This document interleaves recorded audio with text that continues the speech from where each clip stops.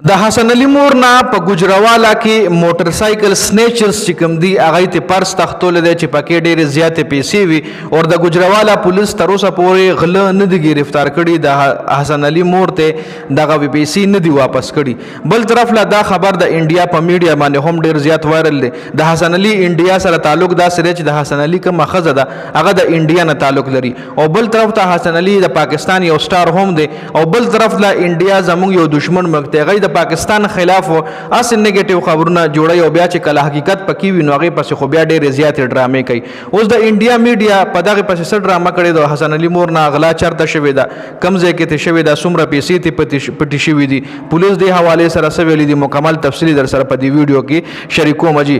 حسن علي مور نه په ګجروالا کې موټر سایکل سنیچرز پرس تختول دي جی چې پاره کې 2,30,000 روپۍ وي په پرس کې راوته دي شاپینګ ته د حسن علي ورور ور سره هم چې رورې په بایک باندې بل خواته او حسن علي د امور دغه خپل زوی ته د حسن علي رور ته د سړک په غاړه باندې ولاړه و انتظار کولو چې دې کې دوه کسان په موټر سایکل راغلي دي او د حسن علي مور نه دغه پرس راخکل دي او تختول دي. حسن علي مور دا دعوه کړې ده چې په دې پرس کې 2,30,000 روپۍ وي جی. بل طرف ته ګجروالا پولیس دا یقین دهانی ورکړی دا چې غله به موږ ډېر زر گرفتار کو خو څه ټایم چې زه دا ویډیو ریکارډ کوم د هغې غله لا تر اوسه پورې نه دي گرفتار شوي. دا واقعه په 29 مئی شوې ده دا تقریبا 36-40 پورې ګنټې وشوې.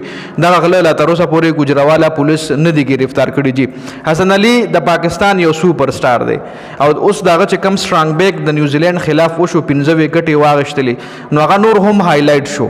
دغه هایلایټ کې دونه پس دغه مور نه دغه واقعي شو دغه غلط شو نو دغه خبر چې کوم دی اوس د انډیا میډیا راوچت کړي دی او ډېر زیات مطلب چې په پاکستان کې د یو سټار کلاډي فیملی محفوظ نه ده نو بیا به د عام خلکو سره ژوندګي ویل ته دا د انډیا میډیا دا خبره ریپورت کوي چې د پاکستان سټار کلاډي مورال ته محفوظ نه ده.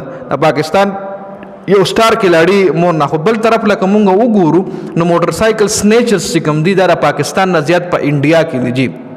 د پاکستان نه زیات په انډیا کې دا کرایمز کیږي خو تاسو به هیڅ کله هم دا نه وینئ چې د پاکستان یو نیوز چینل د پاکستان یو الکترونیک چینل به د انډیا ریپورټینګ وکړي هغه یوزګاریږي نه د خپل ریپورټینګ نه او هیڅ کله هم د پاکستان چینل د انډیا خلاف ریپورټ نه کوي او باقاعده په انډیا کې داسې چینل دي چې صرف کولوشي هم دي د پاره چې به د پاکستان خلاف ریپورټینګ کوي. ټول ورځ په هغه چینل باندې به تاسو له د پاکستان خلاف مواد ملاويږي جی. نو اوس ګجروالا پولیس چې کوم دی باقاعده کاروایان شروع کړي دي او ډېر زر به د غله گرفتار کړي. نو دا یو نوې واقعیا په ګجروالا کې شوی او حسن علي د ګجروالا نه تعلق لري جی.